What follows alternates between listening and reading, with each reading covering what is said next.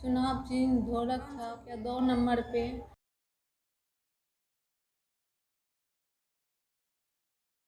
भारी मतों से विजय बनाए। सरमोज यादव, लेमुआबाद ग्राम पंचायत वासियों से निवेदन करता हूं कि श्रीमती नेहा कुमारी ढोलक छाप क्रम संख्या 2 पर भारी मतों से विजयी बना दें। मशीन ईवीएम मशीन रहेगा, इसमें 2 नंबर ढोलक छाप पे बटन दबाकर विजयी बना दें।